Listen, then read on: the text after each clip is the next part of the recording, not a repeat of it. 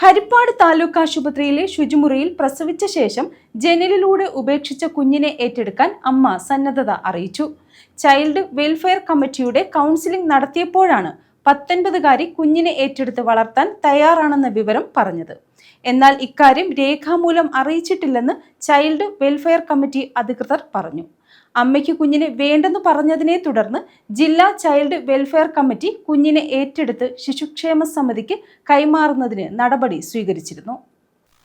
Alappuzha medical college ആശുപത്രിയിലെ newborn ICUവിലാണ് കുഞ്ഞിനെ ഏറ്റെടുക്കാനുള്ള ഉത്തരവ് ചൈൽഡ് വെൽഫെയർ കമ്മിറ്റി ശിശുക്ഷേമ സമിതിക്ക് കൈമാറി.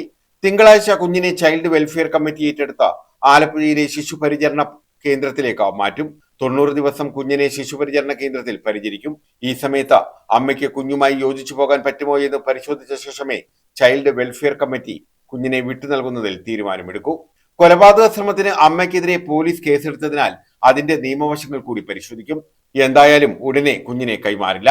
അമ്മ ആലപ്പുഴ മെഡിക്കൽ കോളേജ് ആശുപത്രിയിൽ ചികിത്സയിലാണ്. യുവതിയുമായി അടുപ്പത്തിലായിരുന്ന ഇതര സംസ്ഥാനക്കാരനായ യുവാവിനെ പോലീസ് തിരിച്ചറിഞ്ഞിട്ടുണ്ട്.